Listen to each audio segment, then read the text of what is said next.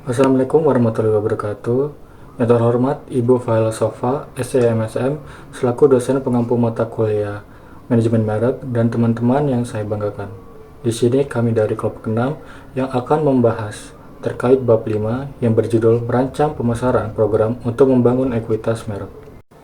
Di sini anggota kami beranggotakan 4 orang, yaitu saya sendiri Gibran Novata Dharma dengan ujung MPM 001, lalu ada rekan-rekan saya yaitu Rosa Kartia dengan ujung MPM 003, lalu Ulia Armina Maulidani dengan ujung MPM 013, dan yang terakhir Yesi Dwi Anggreni dengan ujung MPM 012. Baik, langsung saja kita masuk kepada materi yang akan dijelaskan oleh rekan saya. Selanjutnya adalah perspektif baru tentang pemasaran. Strategi pemasaran itu terus berubah karena perkembangan teknologi, persaingan, globalisasi, dan juga perubahan perilaku konsumen. Nah, perubahan utamanya itu meliputi perkembangan teknologi, pemberdayaan pelanggan, fragmentasi media, pertumbuhan pemasaran digital, perubahan saluran distribusi, meningkatnya persaingan dan globalisasi, pengaruh media sosial dan word of mouth. Nah, akibatnya pemasaran itu mulai beralih dari pemasaran massal ke strategi pemasaran yang lebih modern dan terarah. Jadi di sini saya akan menjelaskan subbab 2 mengenai mengintegrasikan pemasaran. Jadi integrating marketing itu menggabungkan berbagai elemen pemasaran seperti strategi channel, komunikasi, dan harga untuk membangun brand equity secara konsisten.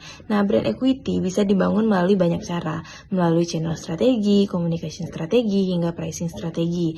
Yang terpenting itu bukan cara membentuk asosiasi merek, melainkan kekuatan, keunikan, dan kesukaan terhadap asosiasi tersebut. Dibutuhkan kreativitas dan orisinalitas agar program pemasaran itu tertuju dan mampu menembus kebisingan pasar atau break through the noise. Nah, program harus terorkestrasi dengan baik dengan memberikan pengalaman yang seamless dan personal.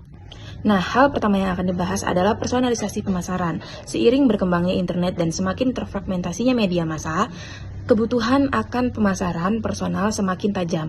Konsumen modern menginginkan pengalaman yang terasa dibuat khusus untuk mereka, bukan pesan massal yang terasa generik. Nah, ada 3 pendekatan utama dalam personalizing marketing. Yang pertama ada experimental marketing. The idea is not to sell something, but to demonstrate how a brand can enrich the customer's life.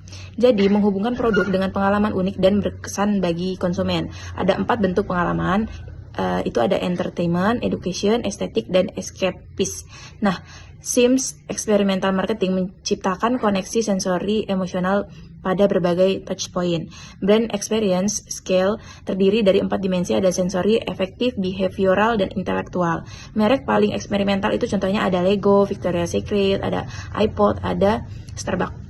Nah, manfaat dari experimental marketing itu memperluas brand awareness ke segmen baru, membangun brand buzz melalui sharing di media sosial, lalu mengubah persepsi konsumen terhadap merek.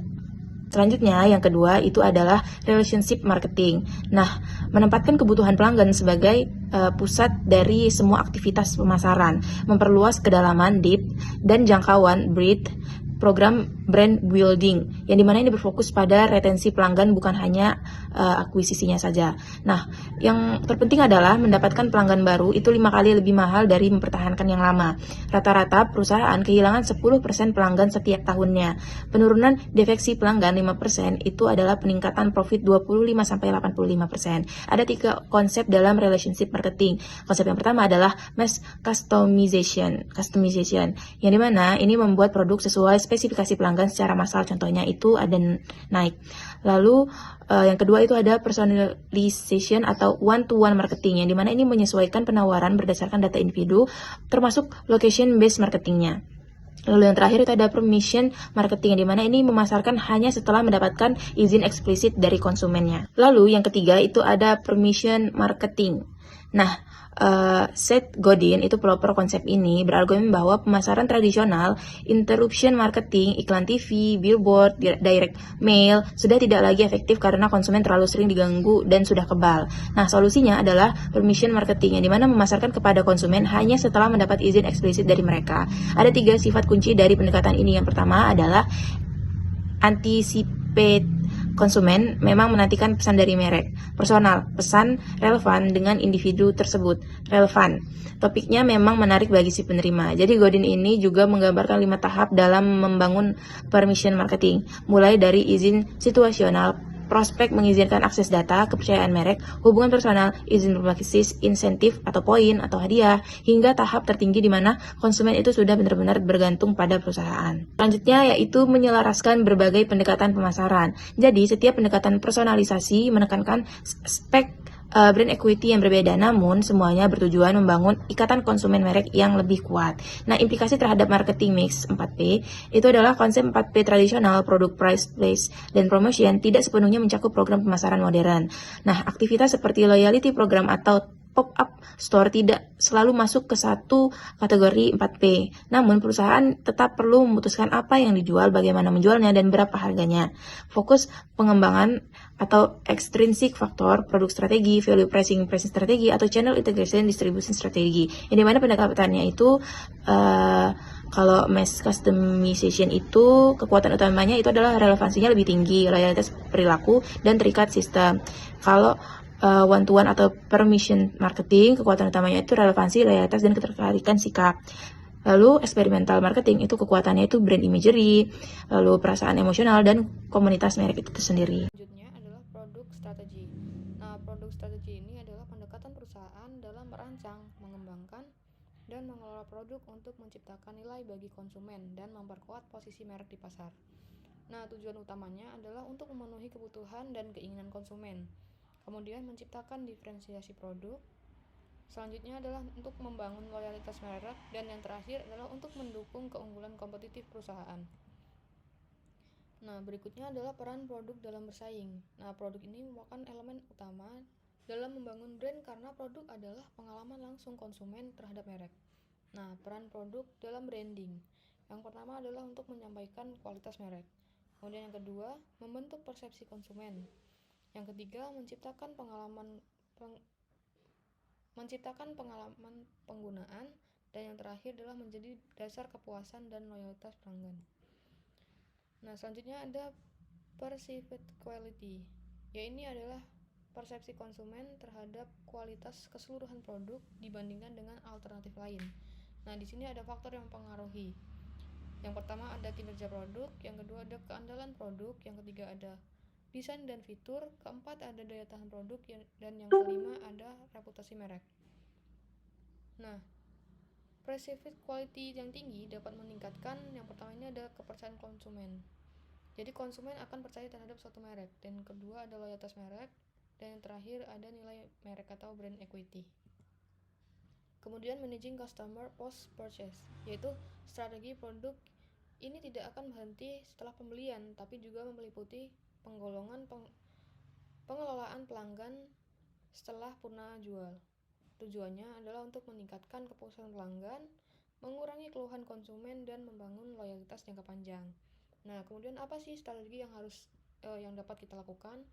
Yang pertama adalah melakukan layanan purna jual. Kemudian yang kedua ada garansi produk. Yang ketiga adalah memberikan customer service, dan yang keempat adalah memberikan program loyalitas. Nah, kemudian selanjutnya kita masuk ke dalam pricing strategy. Nah, pricing strategy ini adalah strategi perusahaan dalam menetapkan harga produk untuk mencapai tujuan pemasaran dan menciptakan nilai bagi konsumen. Nah, tujuannya adalah untuk mendapatkan keuntungan, menarik konsumen baru, meningkatkan pangsa pasar, dan memperkuat posisi merek. Nah, kemudian apa sih pentingnya harga dalam branding? Nah, harga ini merupakan salah satu elemen penting dalam brand karena sering digunakan konsumen sebagai indikator kualitas produk. Nah, peran harga dalam branding ini yang pertama adalah untuk menunjukkan positioning merek, kemudian yang kedua untuk mempengaruhi persepsi kualitas, yang ketiga untuk membentuk citra merek, dan yang terakhir adalah untuk menentukan segmen pasar yang tertuju. Nah, kemudian di sini ada contoh. Yang pertama itu ada harga tinggi. Harga tinggi ini tujuannya adalah untuk menunjukkan bahwa kita ini memiliki merek premium. Kemudian yang kedua ada harga rendah untuk menunjukkan merek ekonomis. Nah, selanjutnya ada customer price perception. Nah, customer price perception ini adalah cara konsumen untuk menilai apakah harga suatu produk itu wajar, mahal, atau murah. Nah, faktor yang mempengaruhi persepsi harga ini ada yang pertama ada harga bersaing, kemudian yang kedua ada kualitas produk, yang ketiga adalah pengalaman sebelumnya, Yang keempat ada promosi atau diskon, dan yang kelima ada brand image. Nah, perusahaan perlu memahami persepsi ini agar harga tetap kompetitif dan dapat diterima oleh konsumen. Nah, selanjutnya adalah strategi penetapan harga. Nah, di sini ada beberapa strategi harga yang umum digunakan. Yang pertama ada premium pricing, yaitu harga tinggi untuk menunjukkan kualitas dan eksklusivitas. Kemudian yang kedua ada penetration pricing, yaitu harga rendah untuk menarik banyak konsumen di awal. Kemudian selanjutnya ada competitive pricing, yaitu harga disesuaikan dengan pesaing. Dan yang keempat ada value based pricing, yaitu harga ditentukan berdasarkan nilai yang dirasakan oleh konsumen. Selanjutnya, strategi saluran. Strategi saluran adalah cara perusahaan menjual atau mendistribusikan produk kepada konsumen. Saluran pemasaran itu melibatkan berbagai pihak seperti grosir, distributor, broker, dan pengecer yang membantu membuat produknya tersedia bagi konsumen. Pengelolaan saluran distribusi yang baik itu dapat memengaruhi keberhasilan penjualan dan nilai merek. Selanjutnya adalah desain saluran. Saluran distribusi itu terdiri dari dua jenis, yaitu saluran langsung dan saluran tidak langsung. Nah, saluran langsung itu perusahaan menjual langsung kepada konsumen, sedangkan yang tidak langsung itu penjualan itu melalui perantara seperti distributor, grosir, atau pengecer. Nah, bagi konsumen, saluran distribusi itu memiliki tiga hal utama, yaitu memberikan tiga hal utama, yaitu informasi tentang produk dan merek, hiburan dalam proses belanja, pengalaman saat mencoba atau menggunakan produk. Oleh karena itu, banyak perusahaan itu menggunakan saluran hibrida, yaitu gabungan dari beberapa saluran untuk memperluas jangkauan pasar dan meningkatkan efektivitas penjualan. Selanjutnya adalah saluran tidak langsung. Jadi saluran tidak langsung ini melibatkan perantara seperti pengecer yang berhubungan langsung dengan konsumen. Nah, cara pengecer menampilkan, menjual, dan melayani produk itu dapat mempengaruhi persepsi konsumen terhadap merek. Nah, konsep first moment of truth adalah saat pertama kali konsumen melihat produk di rak toko yang dapat mempengaruhi keputusan pembelian. Konsumen juga sering menilai kualitas produk berdasarkan reputasi toko yang menjualnya. Untuk mengoptimalkan peran perantara dalam saluran tidak langsung, perusahaan perlu menerapkan strategi pemasaran yang tepat, yaitu melalui strategi dorong dan tarik. Jadi pull strategi ini adalah ketika produsen mempromosikan produk kepada konsumen agar mereka itu mencari produknya di toko. Sedangkan push strategi ini ketika produsen mendorong produknya melalui distributor atau pengecer yang dengan insentif. Nah, perusahaan itu biasanya menggabungkan kedua strategi tersebut. Agar strategi dorong dan tarik dapat bekerja efektif, produsen juga perlu memberikan dukungan kepada para perantara dalam saluran distribusi. Nah, biasanya yang dilakukan itu adalah produsen bekerja sama dengan pengecer melalui pelatihan, promosi, dan akses produk baru agar penjualan itu meningkat. Selain itu, perusahaan juga perlu memahami perbedaan karakteristik tiap pengecer melalui segmentasi retail, yaitu pengecer itu dibagi menjadi beberapa segmen agar strategi pemasaran itu lebih sesuai. Nah, setelah memahami segmen pengecer, perusahaan itu dapat menyesuaikan strategi produk, salah satunya dengan menyediakan berbagai varian bermerek gitu. Produknya itu memiliki variasi seperti warna, desain, fitur, sehingga sulit dibandingkan langsung antar toko. Nah, untuk semakin memperkuat pemasaran produk, produsen dan pengecer itu dapat bekerja sama melalui periklanan kooperatif. Jadi, produsen dan pengecer itu berbagi biaya iklan untuk mempromosikan produknya. Selanjutnya adalah saluran langsung. Jadi saluran langsung ini adalah penjualan produk langsung dari produsen ke konsumen. Misalnya itu melalui toko milik perusahaan. Nah, cara ini tuh memungkinkan perusahaan mengontrol penjualan dan membangun hubungan lebih dekat dengan pelanggan. Nah, keuntungannya adalah produk itu dapat ditampilkan secara langsung dan digunakan untuk melihat respon konsumen. Namun biayanya itu cukup tinggi dan biasanya menimbulkan konflik dengan pengecer. Nah, selanjutnya adalah strategi online. Jadi banyak perusahaan menggabungkan saluran online dan toko fisik agar konsumen itu lebih mudah berbelanja. Misalnya membeli online lalu mengambil atau mengembalikan produknya di toko. Nah, integrasi ini tuh meningkatkan kenyamanan konsumen dan dapat memperkuat nilai serta ekuitas merek. Jadi selanjutnya itu tadi Cash Yeti Cooler. Yeti merupakan perusahaan yang memproduksi cooler box dan perlengkapan outdoor dengan kualitas tinggi. Perusahaan ini didirikan dengan tujuan menciptakan produk pendingin yang lebih tahan lama dibandingkan produk sejenis yang ada di pasaran. Yeti menargetkan komunitas outdoor seperti pemburu, pemancing, dan petualang alam yang membutuhkan perlengkapan kuat dan dapat diandalkan dalam kondisi lingkungan yang ekstrim. berbeda dengan banyak pesaingnya, Yeti memposisikan produknya sebagai produk premium dengan harga yang relatif tinggi. Strategi ini bertujuan untuk menekankan kualitas, daya tahan, serta nilai eksklusivitas dari merek tersebut. Melalui pendekatan ini pula, Yeti tidak hanya menjual produk pendingin, tetapi juga membangun identitas merek yang berkaitan dengan gaya hidup, petualang, dan aktivitas outdoor. Jadi ada beberapa poin penting di sini, yaitu mereka menargetkan komunitas outdoor seperti pemburu dan pemancing. Lalu poin kedua, produk dikenal memiliki daya tahan dan kualitas tinggi. Lalu yang ketiga, menggunakan strategi harga premium. Dan yang terakhir, poin pentingnya yaitu membangun citra sebagai perlengkapan penting bagi aktivitas outdoor. Selanjutnya yaitu strategi pemasaran Yeti.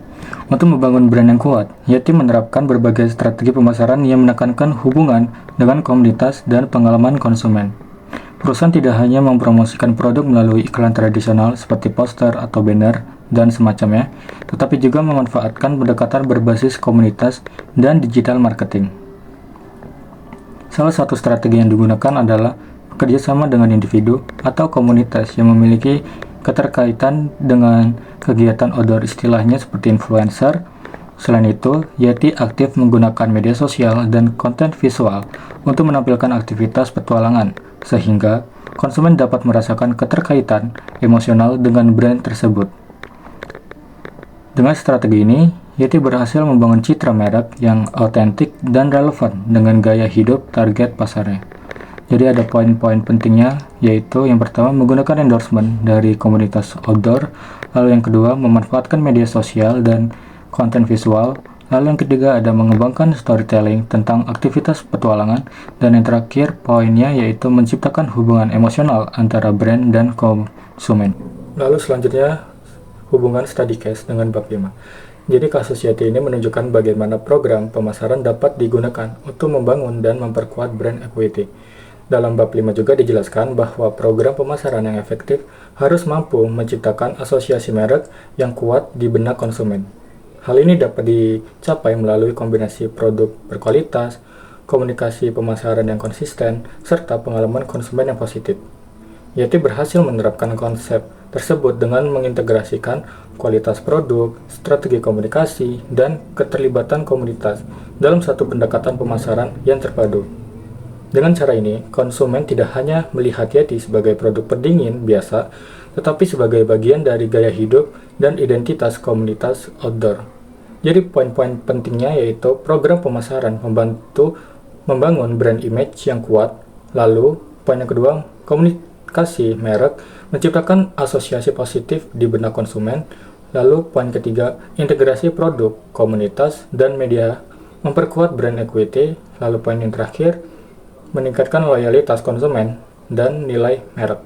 Jadi kesimpulan study case dari Yeti Cooler yaitu Yeti Cooler menunjukkan bahwa keberhasilan sebuah merek tidak hanya ditentukan oleh kualitas produk, tetapi juga oleh bagaimana perusahaan merancang dan menjalankan program pemasaran yang mampu membangun hubungan dengan konsumen. Dengan memposisikan produknya sebagai produk premium dan menargetkan komunitas outdoor tertentu, Yeti berhasil menciptakan identitas merek yang kuat dan berbeda dari pesaingnya. Melalui penggunaan strategi pemasaran yang terintegrasi seperti storytelling, keterlibatan komunitas, serta pemanfaatan media sosial, Yeti mampu membangun hubungan emosional dengan konsumennya. Pendekatan ini membuat konsumen tidak hanya membeli produk karena fungsinya, tetapi juga karena nilai dan identitas yang melekat pada merek tersebut. Jadi poin-poin pentingnya yaitu yang pertama, Yeti berhasil membangun brand positioning yang kuat di pasar premium. Lalu yang kedua, strategi pemasaran berbasis komunitas meningkatkan engagement konsumen. Lalu poin ketiga, kombinasi produk berkualitas dan komunikasi merek memperkuat brand equity. Lalu yang terakhir poinnya, konsumen melihat Yeti sebagai bagian dari gaya hidup outdoor. Terakhir adalah kesimpulan. Jadi program pemasaran itu berperan penting dalam membangun ekuitas merek melalui strategi produk, harga, dan distribusi yang terintegrasi. Perubahan teknologi dan meningkatnya kekuatan konsumen itu membuat perusahaan perlu menggunakan pendekatan pemasaran yang lebih personal, berbasis pengalaman, serta berfokus kepada hubungan jangka panjang dengan pelanggan. Nah, dengan kualitas produk yang baik, layanan purna jual, dan strategi harga yang tepat, perusahaan itu dapat meningkatkan nilai merek dan menciptakan loyalitas pelanggan. Sekian presentasi dari kelompok kami. Saya selaku moderator kelompok ini mewakili teman-teman saya. Jikalau ada salah kata dan kurangnya dalam presentasi, kami mohon maaf. Saya akhiri. Wassalamualaikum warahmatullahi wabarakatuh.